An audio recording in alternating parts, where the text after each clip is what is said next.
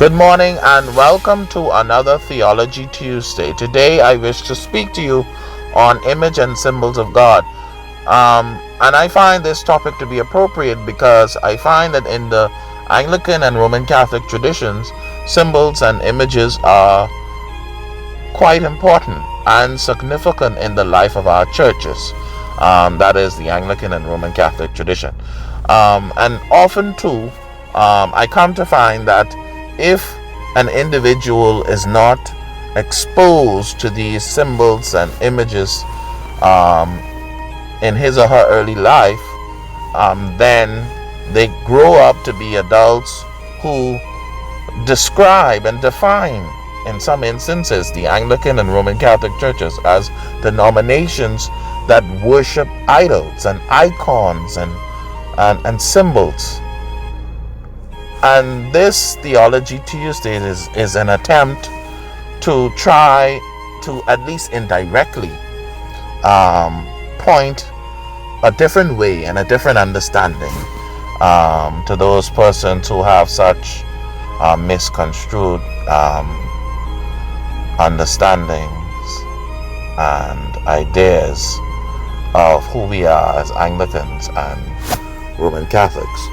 But any honorable tradition of culture, anyone holds that an image or picture can make the subject present. Any image or picture can make any subject present. And this has always been a powerful conviction in Christianity. Jesus himself used images and symbols to explain certain things to his disciples and the wider community of the Israelites. And so we come to find that it isn't because of Platonic philosophy or its influence that symbols and images were of great significance. But we come to find that it is because it is validated in the New Testament and in the New Testament's theology of the image that symbols and images have come to be important in the life of people.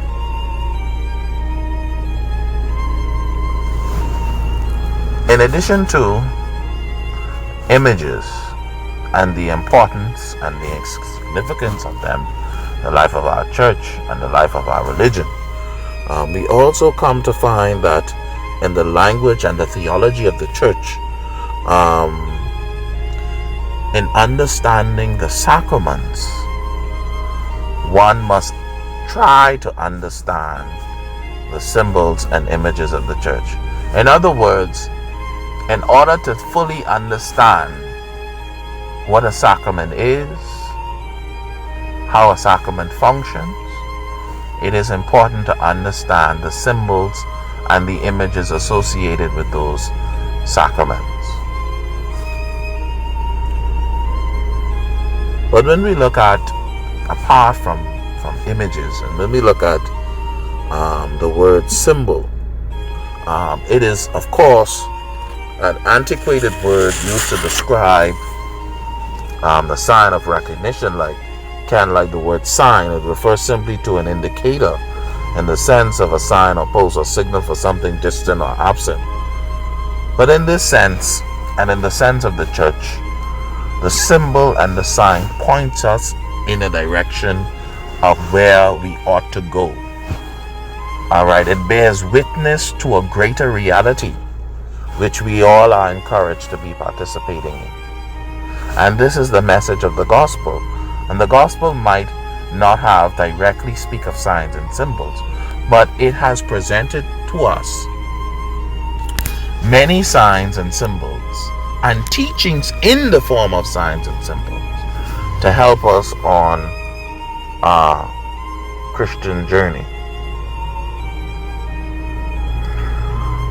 But when we look at symbols, most importantly, we find that the entire, apart from Christianity, the entire human reality is symbolic. And this is true of the relationship that God has willed to establish human beings, and it devisively shapes human reality from beginning to end. If God desires to be present with human beings and to human beings, God's presence must create a symbolic expression for itself in order that it can be real for us as humans. Since the complete disparity between God and the human makes an unmediated presence and communication of God impossible. But thus, in this case, symbolic expression means that God, in order to reach human beings, to be given or uttered to them, is present in the created medium that retain its created uniqueness, but is transparent to an interpretive recognition of God. So in other words, a symbol and an image helps us to understand God to some extent, and it helps us also to be able to relate to God and God to relate to us. It is that medium by which we communicate to God and with God. And so today on Theology Tuesdays, I invite you to think about the many signs and images and symbols in our tradition and in our churches, particularly in the Roman Catholic and the Anglican churches, that are there to help you to grow in your relationship with God. And not only to grow, but to point and direct you to this greater reality which the symbol, the image, or the sign represent. This is our tradition, it is our faith, and it is built on signs, images, and symbols. But they are not in and of themselves, for they point to a greater reality, trusting to facilitate spiritual growth and faith and focus on the one who is represented in the image, sign, or symbol. May God bless you and have a wonderful